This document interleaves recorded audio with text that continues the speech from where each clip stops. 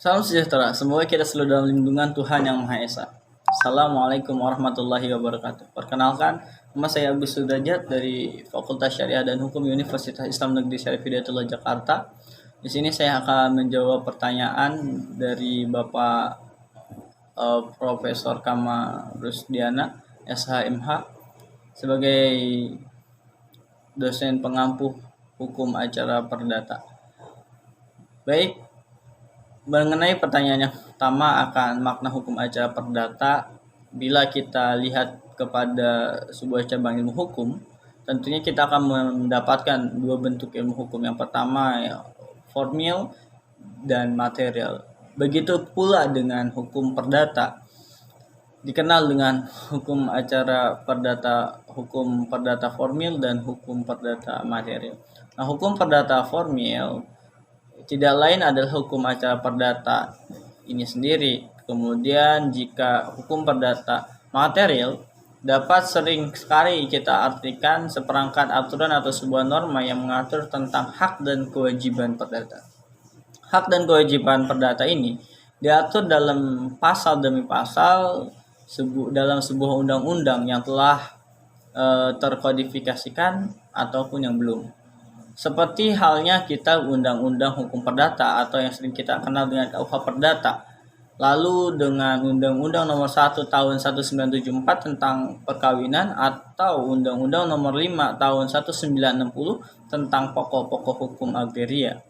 Nah, sedangkan definisi hukum perdata formil atau hukum acara perdata adalah sebuah rangkaian peraturan-peraturan yang memuat cara bagaimana orang harus bertindak terhadap pihak-pihak lain di muka pengadilan, dan cara bagaimana pengadilan harus bertindak untuk melaksanakannya berjalannya peraturan-peraturan hukum perdata. Banyak sekali definisi-definisi yang telah dikemukakan mengenai hukum acara perdata. Ya, salah satunya yang dikemukakan oleh Retno Wulan SH dan Iskandar ya, yang mendefinisikan hukum acara perdata dengan adalah suatu kaidah hukum yang mengatur bagaimana melaksanakan hak-hak dan kewajiban-kewajiban perdata sebagaimana yang telah diatur dalam hukum perdata material ataupun yang telah didefinisikan oleh Profesor Dr. Sudikno Motokusumo ya, yang mendefinisikan sebagai hukum acara perdata adalah peraturan hukum yang mengatur bagaimana cara menjaminnya dan ditaatinya hukum perdata material dengan perantara hakim. Dari banyaknya berbagai definisi, salah satunya itu keduanya itu yang telah saya sebutkan tadi, dapat pula kita simpulkan bahwa hukum acara perdata merupakan suatu kaidah hukum yang mengatur cara dan prosedur hukum dalam mengajukan, memeriksa, memutuskan, dan melaksanakannya putusan tentang tuntutan hak dan sebuah kewajiban tertentu, sehingga akan menjamin tegaknya hukum perdata material melalui lembaga peradilan. Baik, mengenai pertanyaan kedua akan kompetensi absolut dan kompetensi relatif. Dalam hukum acara perdata ini dikenal dengan dua itu, kompetensi absolut dan kompetensi relatif.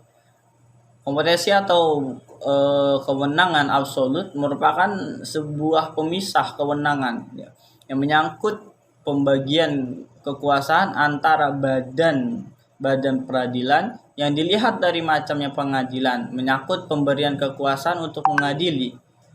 Ya. Pada pasal 24 ayat 2 Undang-Undang 1945 dan pasal 18 Undang-Undang nomor 48 tahun 2009 dari peradilan umum dan berbagai peradilan seperti agama, militer, dan peradilan tata usaha negara.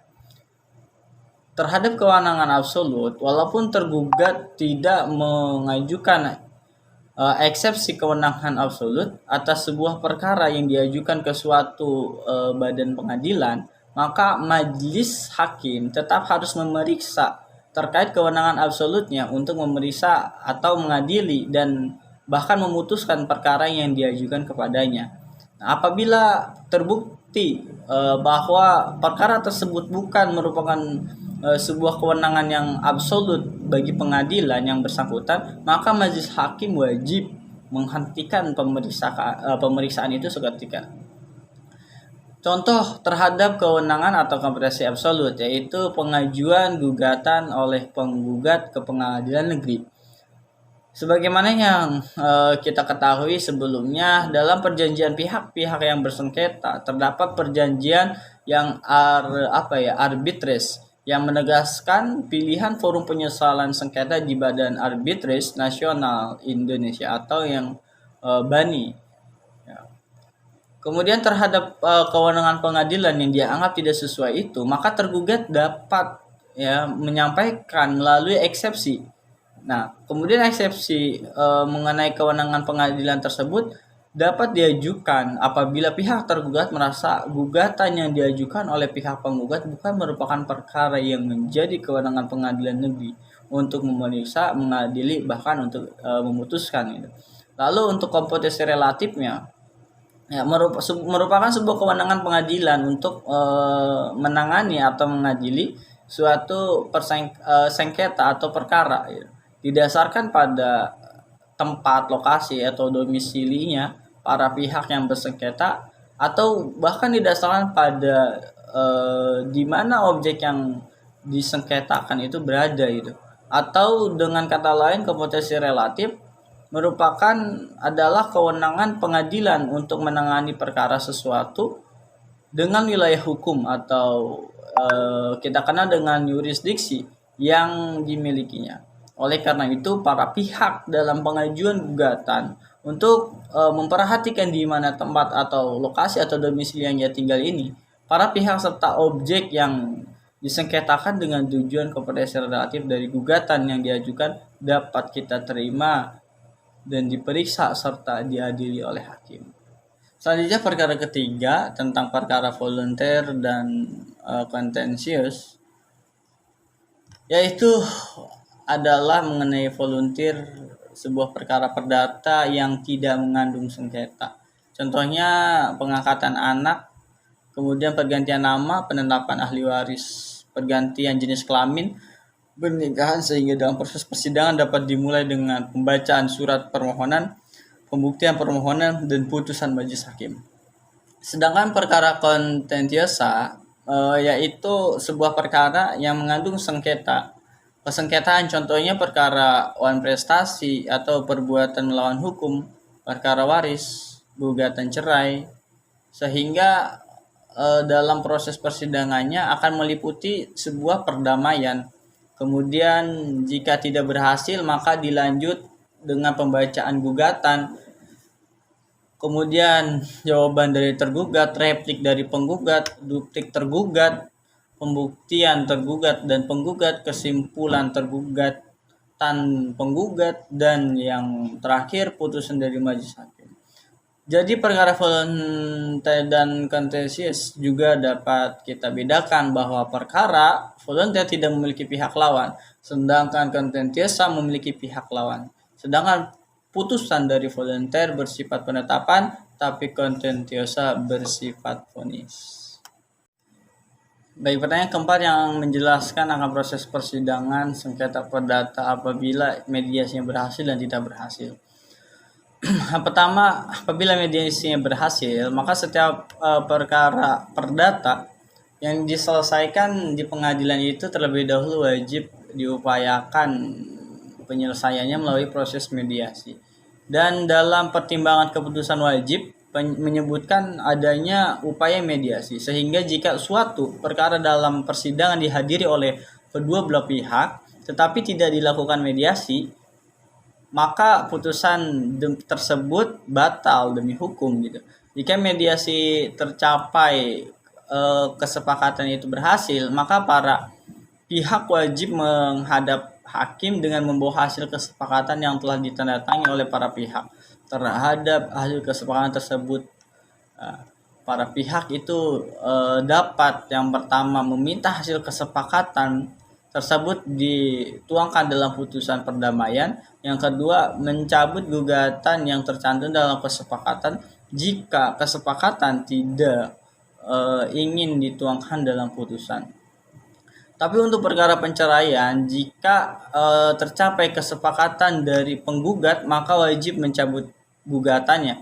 Akan tetapi bila kesepakatan damai hanya tercapai sebagian selain mengenai penceraian kumulasi dengan perkara lain, maka hasil kesepakatan tersebut dapat dimintakan untuk dicantumkan dalam putusan atau dicabut. Yang selanjutnya adalah ada mediasi tidak berhasil. Nah,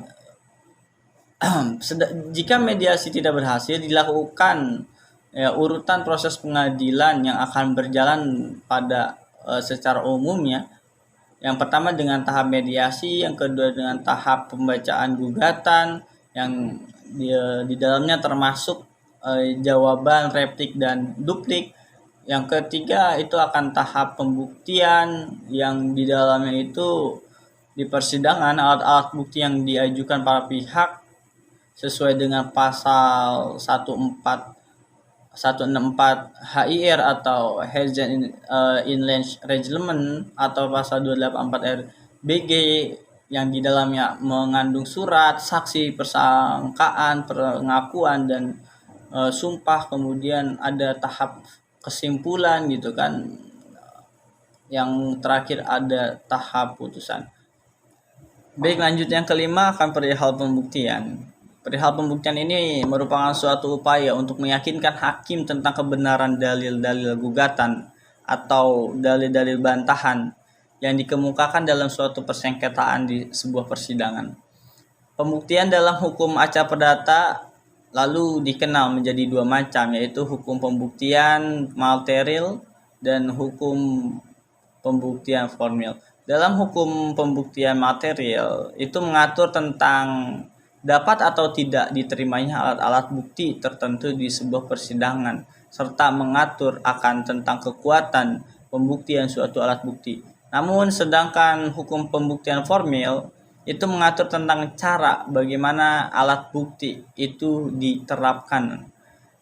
Hal-hal yang harus dibuktikan oleh pihak yang diperkarakan adalah peristiwa atau kejadian-kejadian yang menjadi pokok sengketa, bukan hukumnya, sebab yang menentukan hukumnya adalah hakim. Yang terakhir adalah putusan dalam acara perdata. Suatu putusan hakim memiliki beberapa bagian, di antaranya bagian pertimbangan hukum atau konsideran dan bagian amar putusan. Hal yang perlu kita perhatikan adalah bagian pertimbangan hukum yang akan menjadi sebuah dasar pertimbangan hakim dalam memutuskan sebuah perkara. Begitupun juga dengan amar putusan yang berisi akan sebuah putusan hakim. Ada dua golongan putusan. Yang pertama putusan sela, yang kedua ini putusan akhir. Putusan sela ini dikenal dengan putusan profesional, dan putusan sela dengan macam-macamnya ada 3, yaitu putusan preparatoir, putusan insidentil, dan putusan profesional tadi. Putusan preparatoir dipergunakan untuk mempersiapkan sebuah perkara. Demikian juga dengan putusan insidentil. Sedangkan putusan profesional adalah sebuah putusan yang dijatuhkan sehubungan dengan tuntutan dalam pokok-pokok perkara.